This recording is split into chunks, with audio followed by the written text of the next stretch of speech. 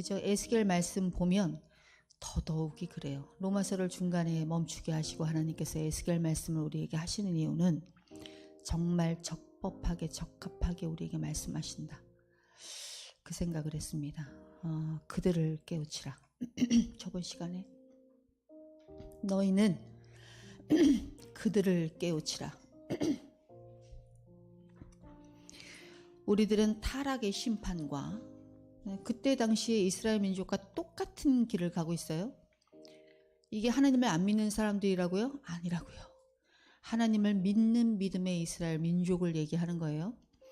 하나님의 이스라엘의 타락한 패역한 이스라엘 민족의 타락과 우리의 타락, 우리의 아담 이후의 타락의 심판과 그리고 은혜로 가는 길, 곧 파수꾼을 세워요. 내가 그 땅을 멸망시킬 거야. 그런데 너는 그것을 경고해. 참 이게 역설적이지 않아요? 그죠?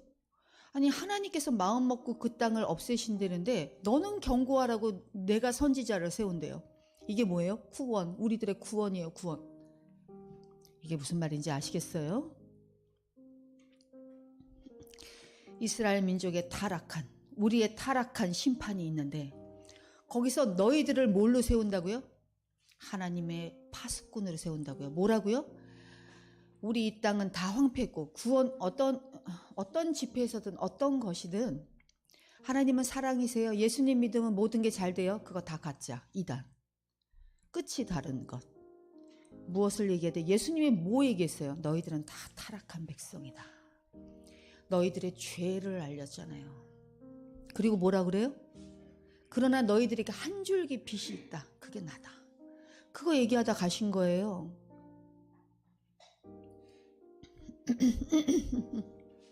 왜 이렇게 진짜 계속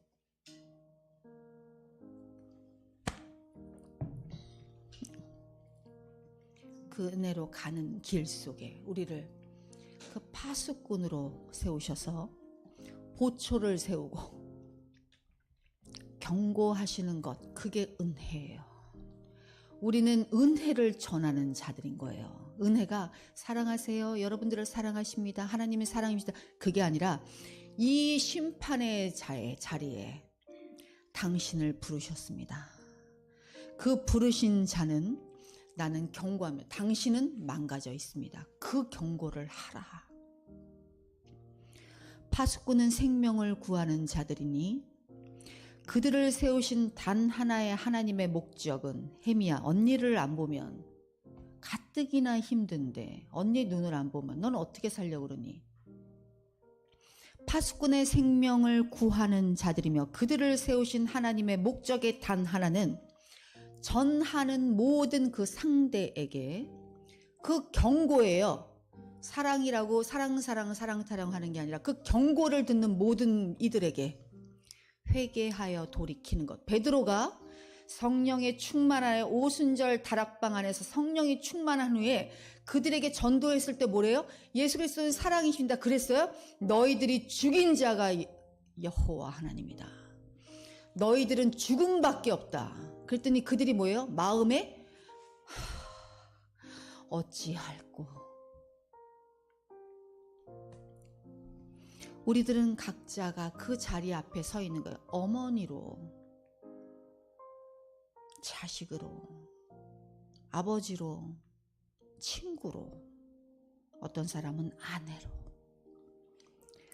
우리들은 이 말세의 파수꾼의 자리에 우리들의 맡겨진 책임은 깨어있는 것이며 우리가 무엇이 다가올 것인지를 정확하게 보는 것이며 그것에 대해서 맡겨진 영혼에 대해서 정확하게 경고하는 것이며 영혼들에게 생명을 구할 수 있도록 그들이 경고를 받게 하는 것이에요. 그것이 파수꾼의 임무예요. 다시 말해 경고하는 임무를 다 해야 되는 것은 파수꾼으로 부름받은 우리들은 악한 사람들에게 경고했음에도 불구하고 그가 그 말을 듣지 않고 떠난다면 그 책임은 우리에게 없을 것이에요.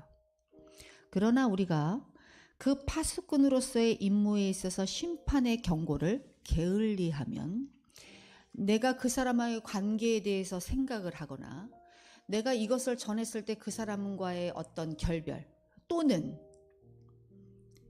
그것에 대해서 내가 하고 싶지 않은 마음들에 내가 서 있다면 그 책임은, 그들의 핏값은 우리에게 물으신대요. 예수님께서 하신 일이 그것이에요. 파수꾼으로의 역할을 분명히 하고 가셨다.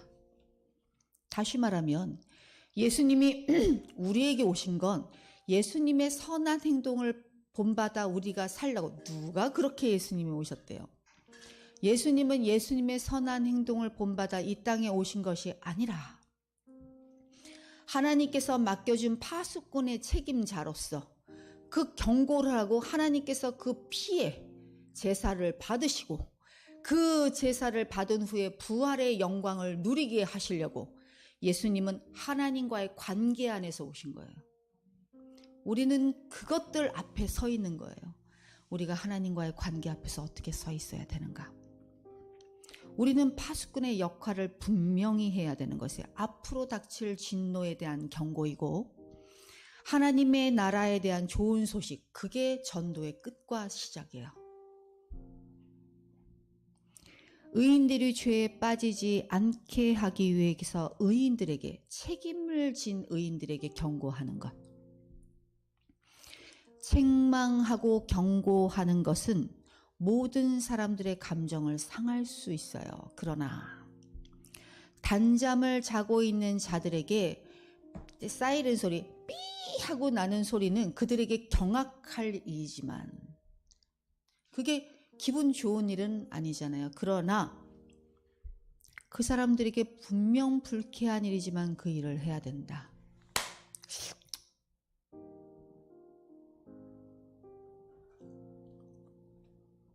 똑바로 봐야 주야.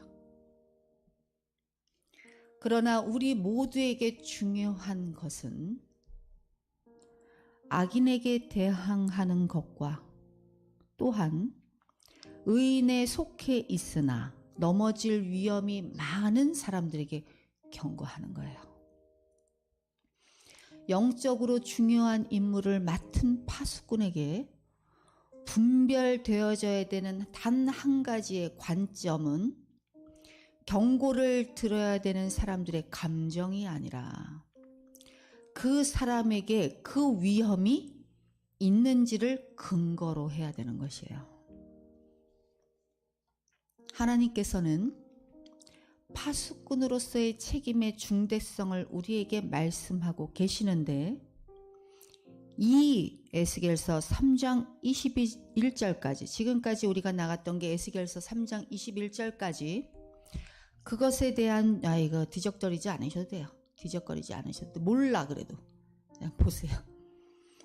에스겔서 3장 21절에서 그것에 대한 그까지, 그것에 대한 중대한 말씀을 하시고 하나님께서는 파수꾼의 책임을 수행할 수밖에 없는 우리들에게 가장 중요한 것은 하나님이 너희들을 새롭게 하고 그 능력을 더딥혀 줄 것이라고 말해요. 3장 22절 여호와께서 권능으로, 이제 오늘 나갈 말씀이에요. 제가 읽을게요.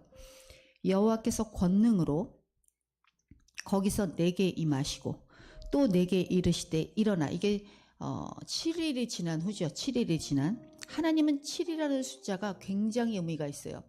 이 얘기를 하시고 7년 후에 또 일이 일어나거든요. 자, 들어보세요. 여호와께서 권능으로 거기서 내게 임하시고 또 내게 이르시되 일어나 들로 나가라. 이 들로 나가라 그러면 딱 생각나야 되는 거, 에스겔서의 들로 나가라. 그건 뭐예요? 마른 뼈 환상을, 몇 장이죠 그게? 마른 뼈 환상이? 하여튼 37장. 그쵸? 마른 뼈, 우리 다 알잖아. 마른 뼈 환상. 마른 뼈에 뭐가 붙죠? 막 붙는 거. 그 마른 뼈 환상을 그 들에서 하세요. 그러니까 하나님은 어떤 것도 우리들에게 하나하나를 이렇게 탁탁 꼬집고 가는 거야. 그걸 기억해내는 자가 뭐예요? 그게 하나님을 아는 자예요. 기억하라. 기억하지 못하는 건 뭐예요? 다 죄에 빠져요. 자, 들어보세요. 여호와께서 권능으로 거기서 내게 임하시고 또 내게 이르시되 일어나 들로 나가라. 내가 거기서 너와 말하기로 하시기로 내가 일어나 들로 나아가니 여호와의 영광이 거기에 머물렀는데 내가 전에 그발강가에서 보던 영광과 같은지라. 주의 영이 내게 임하사 나를 일으켜 내 발로 세우시고 내게 말씀하여 이르시되 너는 가서 네 집에 들어가 문을 닫으라. 너 인자야 보라. 무리가 내 위에 줄을 놓고 놓아 너를 동여매리니 네가 그들 가운데 나오지 못할 것이니 내가 네 혀를 네 입천장에 붙게 하여 네가 말 못하는 자가 되어 그들을 꾸짖는 자가 되지 못하게 하리니. 이거 힘들죠? 어렵죠? 이따 다 설명해 드릴 거예요. 그들은 패역한 족속이라. 그러나 내가 너와 말할 때는 내 입을 열리니 너는 그들에게 이르기를 주 여호와의 말씀이 이러하시다 하라. 들을 자는 들을 것이요 듣기 싫은 자는 듣지 아니하리니 그들은 반역한 족속입니다. 하나님의 엄청난 압력이 가해지고 있는 거예요. 다시 말하면 내가 너를 파수꾼으로 세웠어. 우리는 다 막 당장 뛰어나가서 막 할 것 같잖아요. 근데 하나님께서 그렇게 얘기해요. 너 인자야, 너를 그 사람들이 동염해서 너를 그들 가운데서 나오지 못하게 한다. 이게 약간 의역적인 표현인데 이게 무슨 뜻이냐면 그들이 너의 말을 안 들을 거야. 네가 아무리 얘기해도 그들이 너의 말을 안 들을 거야. 근데 너 이상하게 생각하지 말아라. 그건 당연한 거다. 우리 교회도 막 뛰쳐나가잖아요. 안 들을 거야. 당연한 거야. 그런데 언제 그 얘기를 듣는지를 나중에 설명해. 그게 어마무시하게 우리 교회에 있는 일들과 너무나 연결이 돼 있어요. 자, 들어보세요. 여러분들 왜 이럴까? 우리 교회는 왜 이럴까? 여기 다 나와요. 그런데 이렇게 얘기해요. 그런데 네 입천장을 붙일게. 이게 뭐냐면요. 꾸짖는 자가 되지 못하게 하라. 이건 뭐냐면 그들에게 너는 나의 말을 전하지 못하게 할 거야. 이제 그 소리예요. 그들이 나갈 뻔일 거야. 이 소리예요. 이곳에 남겨지지 못할 거야. 그 소리예요. 여러분 이해가 되세요? 그리고 그들은 너의 말을 듣지 않는 게 아니라 나의 말을 안 듣는 거야. 자, 들어보세요. 하나님의 이 엄청난 압력으로 그들에게 이렇게 오는 거예요. 하나님을 대변하는, 하나님의 대언을 하는 인물을 통해 반항하는 그의 백성들에게 에스겔은 그 모든 것을 당할 거라는 하나님의 이 엄청난 임재 가운데서 그 얘기를 들어요. 자, 이렇게 그냥 편하게 얘기하면 이 소리예요. 네가 아무리 얘기해도 그들은 너를 거부할 거야. 네가 아무리 얘기해도 그들은 아니라고 계속 얘기할 거야. 근데 괜찮아. 나는 너를 그래도 보호할 거야. 네가 그 얘기를 하나 해도 그들이 막 거부해도 나는 너를 보호할 거야. 그런데 언제? 나중에 이 37장에 제가 좀 이따 나눌 거예요. 거기서 다 나와요. 그들은 이렇게 얘기하는 거죠. 그럴 리가요. 에스겔 당신이 얘기한 것처럼 하나님은 우리를 거부하지 않아요. 나는 하나님의 사람이에요. 나도 들을 수 있어요. 나도 하나님의 음성을 들어요. 그런데 왜 당신만 듣는 것처럼 얘기해요? 어디서 많이 들어보지 않았어요? 난 진짜 너무 신나. 너무 신나. 여기 나와요, 다. 그러니까 나는 이 설교를 준비하면서 너무너무 깜짝 놀랐어요. 그러면서 이렇게 얘기하는 거예요. 나도 들을 거예요. 내가 듣는 하나님은요, 그렇게 얘기하지 않아요. 하나님은요, 우리의 하나님이래요. 우리를 절대 멸망시키지 않을 걸걸요. 예루살렘에 있는 성이요. 그래도 괜찮을 거예요. 그들 가운데 그래도 에레미야도 있고 많은 선지자들이 있잖아요. 그런데 에스겔하고 똑같은 얘기를 하네. 거기 빼고 많은 선지자들이 아직도 거기 남아있잖아요. 저는요, 당신 얘기를 안 들을 거예요. 그런데 너는 그 앞에서 꾸짖지 못하게 하리라. 다시 말하면 내가 너에게 그들에 대한 경책을 그들로부터 멈추게 하리라. 그들이 튀쳐나가든지 아니면 그들이 귀를 막든지 넌 상관하지 말아라. 이 얘기예요. 잠언 6장 23절 대저 명령은 하나님의 명령은 등불이요 법은 빛이요 훈계의 책망은 곧 생명의 길이니라. 엄청나지 않아요?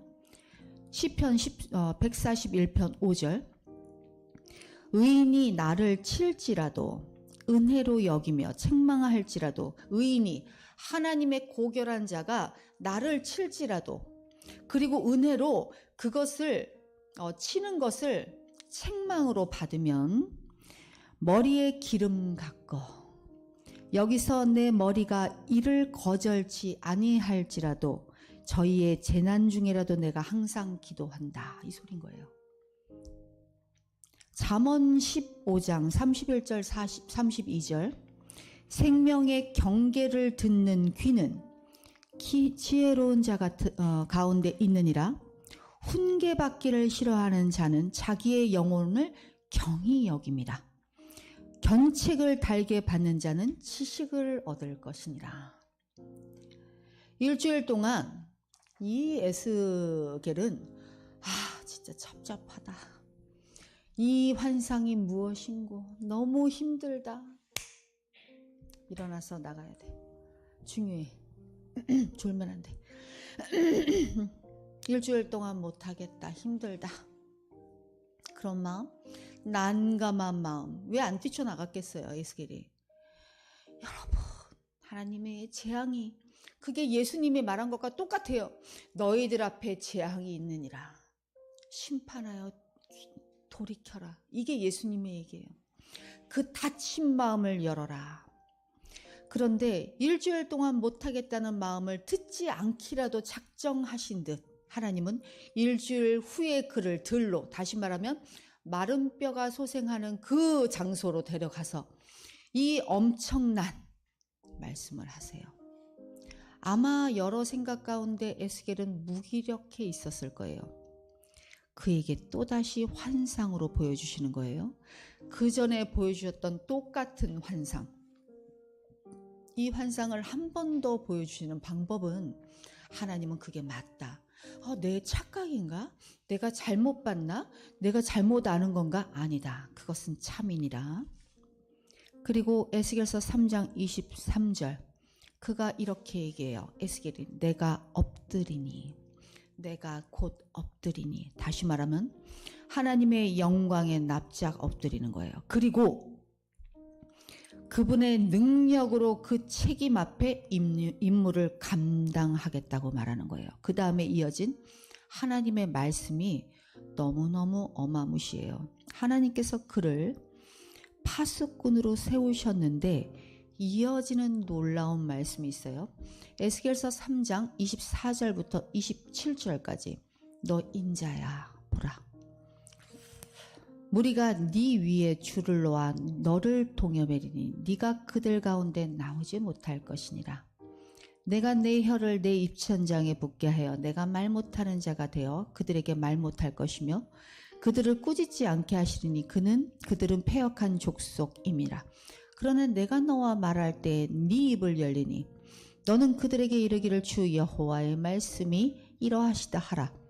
들을 자는 들을 것이요 듣기 싫은 자는 듣지 않으니 그들의 반역하는 족속입니다. 그리고 그는 말 못하는 자로 서 있는다는 파수꾼으로 세웠는데 그 말씀을 들어요. 그것은 하나님의 사역 가운데 내가 어떤 하나님의 예언을 들어요.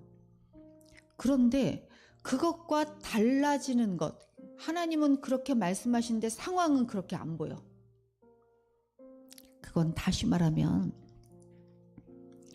파수꾼이 이해할 수가 없어. 하나님 저를 그렇게 쓰신다면서요. 저를 그렇게 하신다면서요.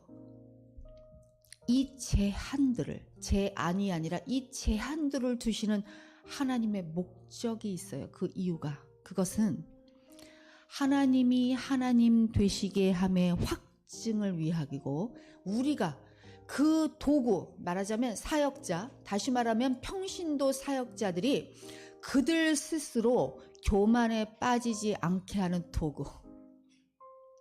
이게 엄청나요. 이게 알아들어지셔요?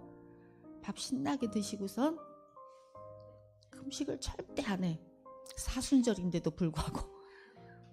자, 중요한 얘기예요, 이건. 우리는 평신도 사역자로 다 서 계세요. 그런데 하나님께서 어떤 우리에게 명령하신 게 있어요. 그런데 이 명령하신 것 앞에 내가 열심히 그래도 낙심되고 여러 가지 상황을 보면 아유 진짜 별로야 이러는데도 가야 돼. 왜냐면 하나님의 말씀이 분명하니까. 유영이 또 어디 갔냐. 그런데 그것에도 불구하고 나는 가볼라 치는데 어떻게 돼요? 내 입을 다 막아버린대요.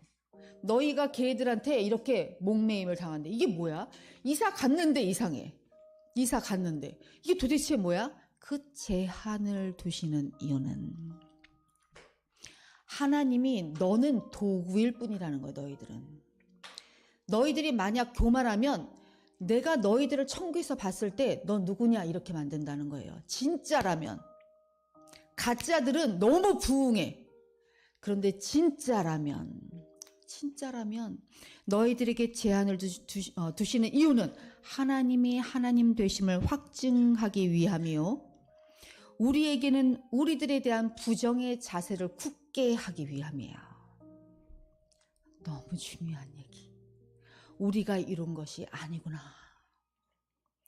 또한 그럼으로써 우리들은 우리가 하는 일이 아닌데도 우리가 벌써 지경이 넓혀져 있는 우리를 발견한다는 이 역설 가운데 있는 에스겔은 그 적대감과 혐오감 가운데 감금되어지고 에스겔의 사역 첫 7해 동안 어떤 방식으로 7년 동안 참 놀랍죠? 딱 7년이에요. 에스겔서 24장에 나와요. 좀 이따 할 거예요. 7년 동안 엄청난 방해를 받아요. 그런데 하나님께서 이 얘기를 예언하셨어요? 안 하셨어요? 하셨다고요. 말 못하는 자가 되는 거예요. 안 들어. 그러니까 말을 못하는 거예요. 안 들어. 말을 해도. 그것은 하나님을 전하지 못했다는 게 아니라 그 후에 지경이 넓혀지는 것들을 에스겔에게 정확하게 보기 위함이에요. 다 다시 보세요. 예루살렘이 함락이 돼요. 그것을 들어요. 사실 이 사람들은 여기에 바벨론의 포로로 있던 유대 민족들은 절대 이게 함락되지 않을 거라는 굳게 믿는, 우리 이 세계가 함락이 안 된다고요? 망해요. 이 세계는. 이 땅은 망한다고요. 다 연결이 돼 있어요. 이 땅은 최종 뭐예요? 심판의 날이 이를 거예요.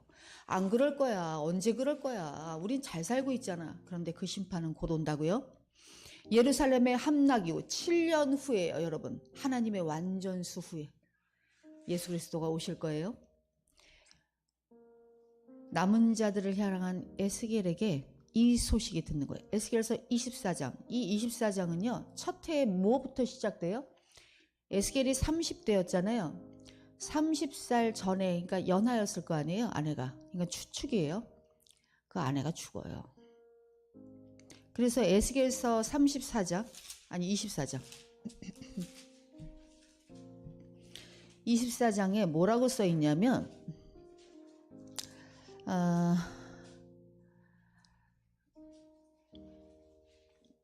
24장 맞나?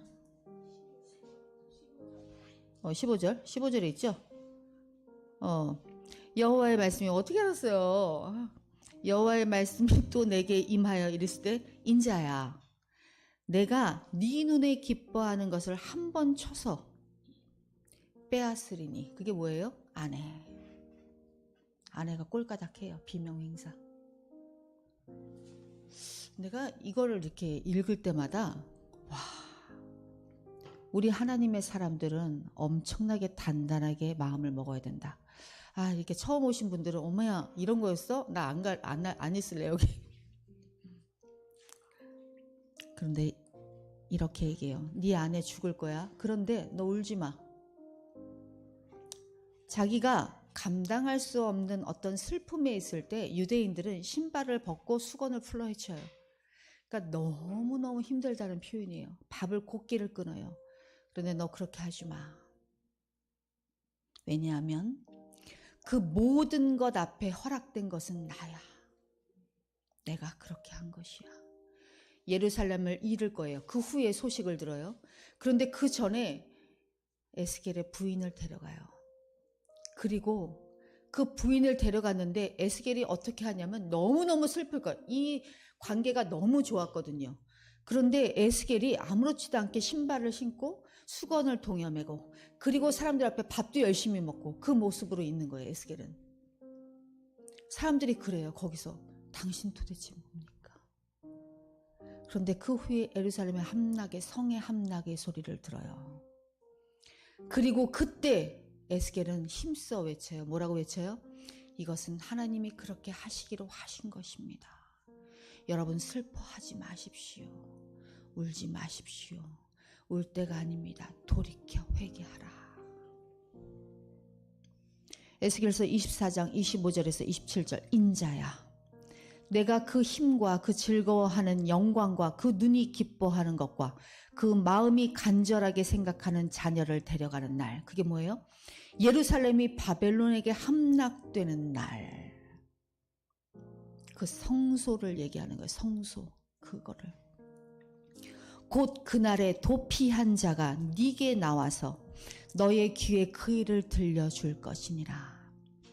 그날에 네 입이 비로소 열려서 보세요. 우리 교회에서 이런 일들이 일어나자요. 그 비로소 열려서 뭔지 알겠어요 여러분? 네 입이 열려서 도피한 자에게 말하고 다시는 잠잠하지 아니하리니 이제 그 모든 걸 그들이 이런 일 때문에 그렇게 그런 일을 얘기했구나. 이 사람 얘기가 사실이었구나. 무슨 말인지 아시겠어요? 이같이 너는 그들에게 표징이 되고 내가 표징이 되고 각 한 사람 한 사람이 그들은 내가 그 말한 자가 에스겔이 아니라 여호와인 줄을 알 것이니라. 엄청나지 않아요? 네 입이 열려서 확장되었는데 무엇 때문이죠? 단순히 그들이 너의 얘기를 배워서 알게 하려는 게 아니야 에스겔아. 그들이 내가 너에게 지금 입을 막고 그들이 막 이렇게 하는 것을 내가 허락한 이유는 예언을 실제로 성취하시는 뒤늦게 7년 후에 성취하시는 하나님을 직접 그들에게 경험하게 해서 그분이 정말 하나님이었구나 하는 것을 그들 스스로가 깨달아 알게 되어 미래에 있을 일을 여호와를 올바로 섬기는 자들로 다시 세우기 위함이니라. 엄청나지 않니 준영? 리브가? 이게 우리 교회 일이더라고. 근데 졸린다고요? 그가 환상을 본지 그 그발강가에서 환상을 보고 7일 후에 다시 한번 하나님은 내가 한 거 맞아 이렇게 두 번의 확인을 준 이유는 그리고 7년 후에 전했죠. 7년 동안 아무도 안 들어. 막 다 나가. 막 맞대니까 하나님 말씀을 우리도 들어요. 이렇게 하나님께서 에스겔에게 오직 하나님의 능력으로만 그것을 수행케 해서 벌어진 일들을 하나님의 능력으로만 첫째는 뭐라고요? 하나님의 하나님 되심을 확증하고 우리 교회에서 두 번째 뭐예요? 우리의 것으로 한 것이 아니라는 것 내가 한 것이 아니라는 것을 다시 한번 도장을 찍는 일 그래서 하나님이 우리 평신도 사역자로 다 부르고 상황을 그렇게 안 만드시는 이유가 그거라고요. 여호와께서 직접 에스겔을 통하여 말씀하실 때 외에는 절대로 에스겔은 말할 수가 없었어요. 에스겔은 오로지 여호와의 대변자였습니다. 그가 말했을 때 하나님은 말씀하셨고 그가 침묵할 때 하나님은 침묵하셨어요. 이게 엄청나지 않아요? 이 제한적 의미는 에스겔에게 있지 않았어요. 내가 말하고 싶으면 말하고 말하기 싫으면 안 하고 이게 아니었어요. 이 제한적 의미는 오직 하나님의 표징에 있었어요. 표적에. 그날에 네 입을 열어서 도피한 자에게 말하고 다시는 잠잠하지 아니하리니 이같이 너는 그들에게 표징이 되고 그들이 내가 여호와인 줄을 알게 되리라. 그의 모든 삶은 하나님과 논쟁하면서 버리는 삶이 없었어요. 왜냐하면 우리는 하나님을 이해할 수가 없기 때문에 하나님 알려주세요. 그냥 가. 이거 있잖아요. 가. 그래야지 알아. 그는 오직 바벨론에 대항하여 하나님이 간섭해달라는 그들의 탄원 앞에 오직 침묵할 수밖에 없는 거예요. 왜냐하면 모르기 때문에. 에스겔은 이렇게 표현해요. 에스겔서 9장 8절에 내가 남겨졌다. 이 말이 무슨 말인지 아세요? 내가 남겨졌다. 잘 들으세요. 이것은 우리에게 자신의 과거를 돌아보게 만들며 또한 곧바로 다가올 미래를 바라보게 만드는 거예요. 우리들의 삶 가운데서 살아갈 때 진지하게 과거를 보셔야 돼. 진지하게. 후회와 그때 당시에 그 소돔과 고모라가 봤던 그것 말고 우리들은 무엇 때문에 오늘을 살고 있는가? 왜 하나님은 죽어 마땅한 우리들을 오늘을 보정케 하시는가? 분명히 우리들은 허물과 죄로 인해서 죽어 마땅한 자들인데 우리들은 왜 복음의 빛 가운데 빚진 자로 부르시고 이 땅에서 복음의 증인으로 살게 하시는가? 그리스도인이라고 말하지만 여전히 우리들은 겨우 고모라의 포도 아시잖아요. 고모라의 포도 열매밖에 내지 않아요. 신명기 32장 32절 이는 그들의 포도나무는 소돔의 포도나무요 고모라의 밭의 소산이라. 포도나무 누구죠? 예수 그리스도. 연결이 되죠? 이는 그들의 포도나무는 소돔의 포도나무요. 신포도를 먹는다 그래서 자녀가 신포도를 먹겠느냐? 그 역설적인 표현. 다 연결되어 있어요. 소돔의 포도나무요 고모라의 밭의 소산이라. 그들의 포도는 독이 든 포도이니 그 송이는 쓰며 그들의 포도주는 뱀의 독이요 독사의 맹독이라. 분명 열매를 많이 맺어서 목숨을 부지하고 있는 것은 우리한테는 결코 아니에요. 우리는 겨우 고모라의 포도 열매, 고모라의 신포도 열매만 낼 수밖에 없는 존재들이잖아요. 여러분들은 아시잖아요. 다시 말해 하나님께서는 우리들을 향한 칼을 멈추신 것은 우리에게 무언가 선한 것이 있는 것이 아니라는 것은 확실한 일이에요. 우리의 성향 속에서 많은 악들은 우리들을 지금 당장이라도 즉각 처결을 해도 마땅해요. 그러나 그렇게 하지 왜 거기로 가는지 모르겠다. 나도 그러려고 그런 게 아니었어. 웃지 마. 어쩔 수 없었어. 그러나 그렇게 하지 않으신 그분은 오직 그분의 주권적인 은혜 가운데 우리들을 정복하시고 우리들의 편견을 무너뜨리시고 우리들의 얼음 같은 가슴을 녹이고 돌 같은 굳어버린 의지를 산상내시기로 작정하셨다는 거예요. 이게 심판과 그 구속의 역사, 아주 가늘게 가는 구속의 역사의 팽팽한 긴장감이에요. 그것이 여러분들의 목숨을 지금 거두어 가시지 않는 단 하나의 이유예요. 에스겔은 지금 하나님 앞에서 그것을 바라보면서 이렇게 얘기하는 거예요. 내가 남겨졌다. 여러분 오늘을 사실 때 그래야 돼요. 오늘 아침에 일어날 때 내가 남겨졌다. 이제 곧 우리들은 죽어 세상의 인연과 아버지, 자식, 아내, 남편 다 없어요. 세상의 인연과 모든 인간들을 떠나 그분 앞에 설 것이에요. 이건 분명한 거예요. 과거를 돌아본 나는 다가올 미래 앞에 서 있을 수 있어요. 그분의 자비 앞에 자신의 과거를 돌아보았다면 우리들의 심장은 곧 멈출 것이고 하나님의 모든 목적하심 앞에 우리들은 너나을 것 없이 쓸 거예요. 그러나 우리들은 현재 이러므로 우리들은 현재 우리 앞에 남겨진 과거를 들여다봤다면 죽어 마땅한 우리를 들여다봤다면 미래에 다가올 것을 맞이할 것을 안다면 오늘 우리의 현재는 이 말이 앞에 있어야 돼요. 내가 남겨졌다. 더 이상 불신앙 앞에 자신을 두지 마세요. 만약 이 불신앙 앞에 자신을 앞에 둔다면 많은 사람들에 의해 밟혀지고 다져진 그 길을 따라가게 될 것이에요. 그게 지옥문이에요.